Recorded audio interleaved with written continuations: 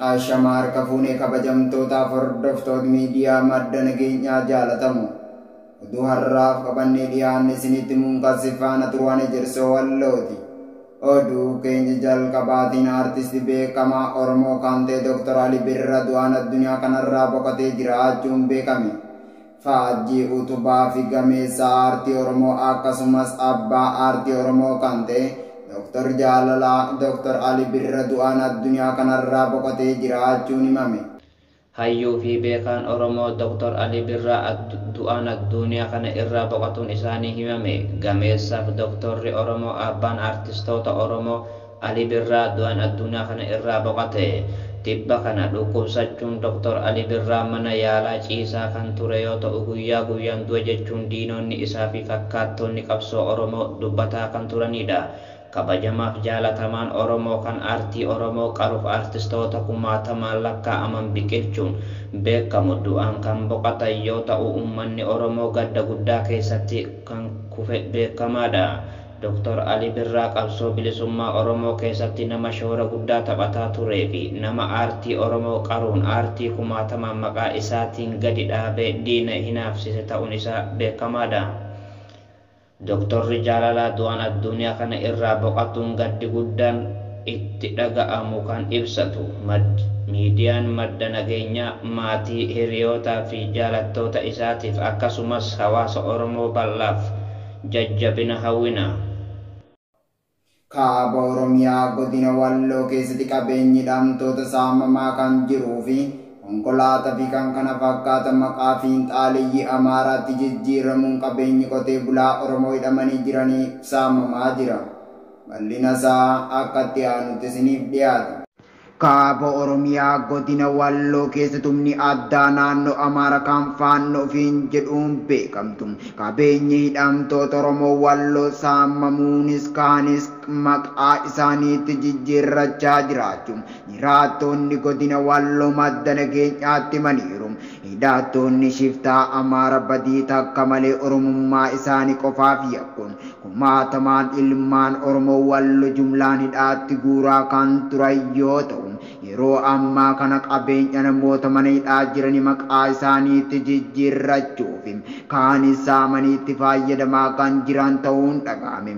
Godina Walloo aanaa Dawaa Caffaa keessatti darraan qotee bulaa Oromoo irratti raawwatamuuf mirga shamarranii sarbuun kan cimeetti fufee jiru ta'uun kan himan jiraattonni olicha. Namoonni hedduun badii takka malee uleen tumamanii kan miidhaan irra ga'ee jiru yoo ta'u namoota mana hidhaa jiran qabeenyi isaanii humnoota badii kanaan saamamuun jiraattonni dubbataa jiru.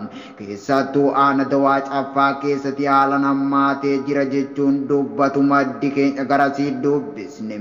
Namoonni aanaa Dawaa Caffaa keessatti hidhamanii mana hidhaa keessa jiranis shiraa fi sharrii gandicha keessatti xaxamaa jiru. Dararaa suukanneessan irratti raawwatamaa akka jiru maddi nageenya odeeffatee jira.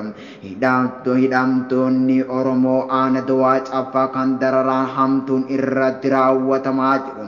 Yeroo ammaa kana kan maqaan isaan nugeessaan armaan gadii kanam. Tokko Amiin Hussein Garbiidha. Lama Ahmad Gilxee jedhama Garbiidha. Ahmad Indiriis ganda Garbiiti. Suleemaan Xaahir jedhama ganda Garbiiti. Indirree Abduu Abulee Gobayyaadha. Baajajiin isaatis isuma waliin qabanii as buute dhabamsiisanii jiran jedhu. Hiddee Daa'it jedhama. Jiraata ganda Gobayyaa Tulluudha. Baajaajii fi qabeenyuma isaa waliin as buute kan dhabamsiisan ta'uu dubbatu maatiin isaa madda nageenyaa dubbisan. Suleemaan Indiriis Abduu kan jedhamus qabeenyuma isaa waliin kan dhabame jiru ta'uu himame. Abduu Ibraahim namni jedhamus badiin itti hin dhameen dhabame. Maatiin yaaddoo keessa akka jiran dubbatu. Shamarreen Mareema Abduu Hussein jedhamtu kan dhalattu shaklaa taate mana hidhaa keessatti dararaan itti hammaachuurraan kan ka'e haala ulfaata keessa kan jirtu ta'uutu dubbatu. Maddi keenya garasii madda nageenyaa dubbise. Ittuma fufuun kan nuuf hime maddi keenya garasii dubbisne kun Mustafaa Sayid Amaan kan jedhamu. Reebichi guddaan irratti gaggeeffamuun haala haala ulfaata keessa jira jedhu Aliyyi Indiris Gobayyam Indiris Abduu Qaadir jedhamam Gobayyam Saiduu Ali Bashiir jedhamam Gobayyam mana hidhaa keessatti daraasuu kanneessan irratti raawwatamuun alatti qabeenyi isaatis guutumaan guutuutti kan saamamee jiru ta'uun beekame haaluma kanaan fiinxaaliyyiin Amaara hafteen ilmaan Minilik kan naannoo Amaara keessatti leenjuun godina Walloo keessatti qubsiifamuun qotee bulaa Oromoo dararaa jiran yeroo ammaa kana qabeenya qotee bulaa saamuun alatti qotee bulaa Oromoo Walloo dinagdeen kuffisanii duubatti hambisuuf carraaqqii guddaa godhaa akka jiran maddi nageenya odeeffatee jira akka maddi keenya garasi gabaasanuuf laata jedhutti namni maqaan isaa Adam Allabbaachoo jedhamuun beekamu aangoo dahoo godhachuun miidhaa guddaa qotee bulaa Oromoo irratti geggeessaa jira jedhu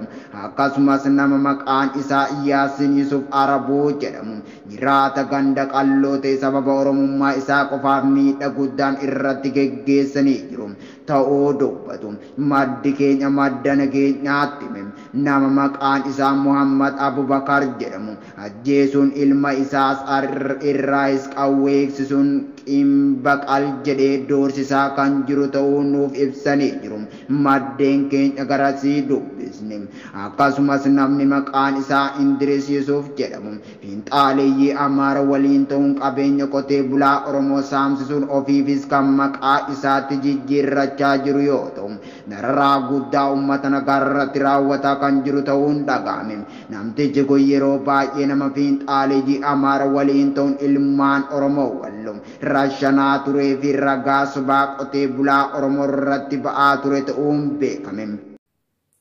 Du'aan boqochuu Doktara Jaalalaa Ali Birraa ilaalchisee ibsaa baa'oo boombaasi bal'ina isaa dabalataan akkatti aanutti isiniif dhiyaata. Rabbi maadamummaa kan reera jerrisee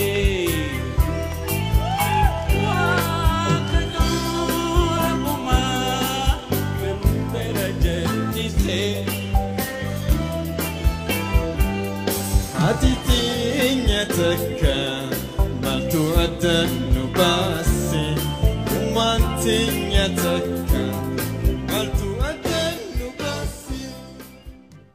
Du'aan boqochuu Doktara kabajaa Artist Ali Birraa ilaalchisee ibsaa baa'oo boombaase sadaasa torba bara 2022 Ali Birraa abbaa isaa Muhammad Muusaa fi haadha isaa Faaxumaa Ali irraa Xaaliyaan biyya teenya keessaa bahe bara torba caamsa 26 bara 2047 magaala Dirree Dhawaa ganda kaaba kan gaara ganda qoree duubaan jiru jalatti argamtutti dhalate Aliin akkuma umrii barnoota geen mana barnoota amantaa Islaamaa kan maqaa madrasaa jadiidatti beekamu kan ganda laga Harree karaa oliin argamutti galmeeffame achitti hamma hulaa 5 ergaa baratee booda mana barnoota gaafasiitti maqaa Lul Mokonnon qabachaa ture Gaazir keessatti argamu geeffamee hulaa 6ffaa xumure sana booda Aliin fedhii gama kana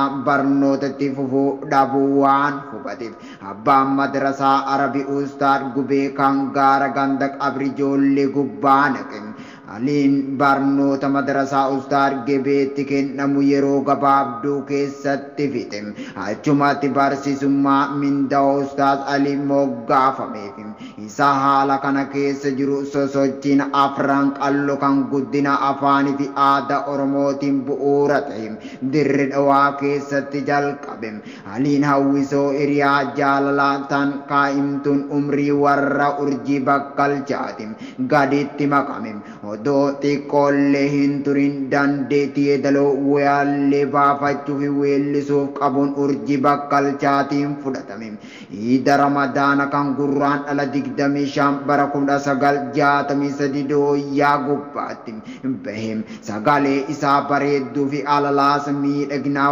waallee birraadha baree jettu weellisuun daawwattootaaf ifa waallachiise.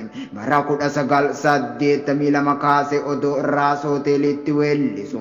Aartii dubartii Birgaayit Astiroonoom jedhamtu tan barreessitu safaara Swiidiin taate waliin wal baree fuudhe. Bara 1984 keessa ramaddii hojii biyya Itoophiyaa raawwate.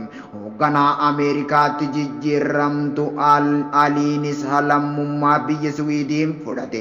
Niitii isaa waliin magaalaa Koloonforooniyaa tan biyya Ameerikaa dhaqe.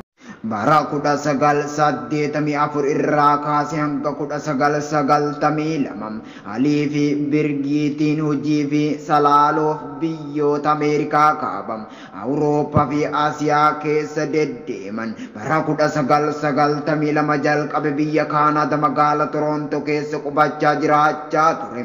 Bara 2004 kaasee sana booda biyya namaa irra rakkoo biyya isaa filachuun yeroo biyya ambaatan waggaa 20 booda Oromiyaatti deebi'e.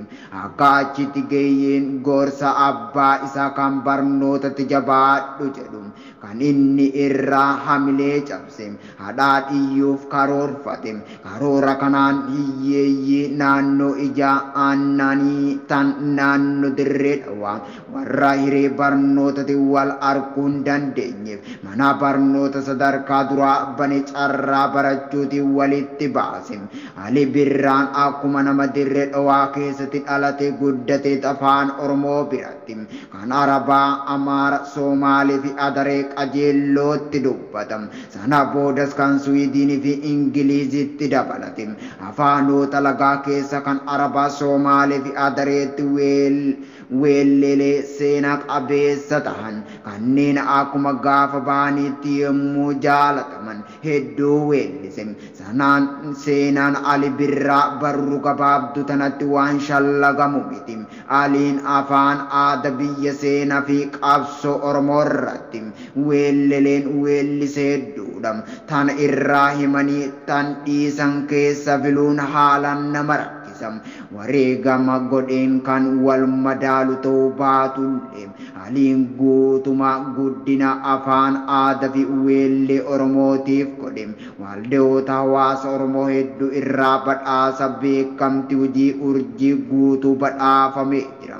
Hojuma isaa tana irraa ka'uun yuunivarsiitii Jimmaa digirii kabajama dooktorummaa kenneefii jira.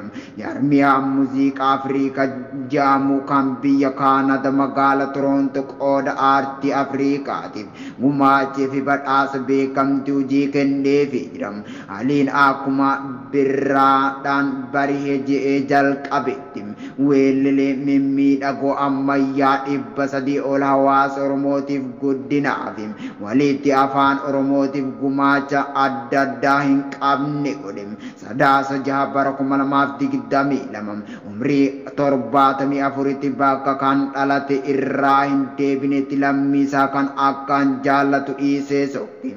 Aliin bilisummaa uummata Oromoo tan jaalalaa isaaf bifa addaatti ibsee odoon goolabin hin arkin biraa deemullee weelleleen isaa kanneen yeroo moofeullee hin jiraanne dhalootatti bohaarsuuf jiraatam. Seenaan isaatis isaanumayyuu waliin dhalootarraa dhalootatti darbam. Dhuma irratti abaa'uun du'aan boqochu Dooktora kabajaa Aartist Ali Birraatti gaddi guddaan itti dhaqamuu ibsatam. Lubbuusa jannatan haa qananiisu jedham. Maatii, firoota, hiriyoota fi walii galte immoo uummata Oromoof jajjabina hawwinam. Injifannoon uummata bal'aaf adda bilisummaa Oromoo sadaasa 7 bara 2022 Finfinnee.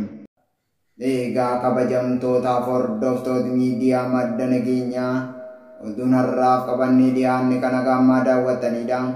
Qophiilee madda nageenyaaf waliin turtii gaarii.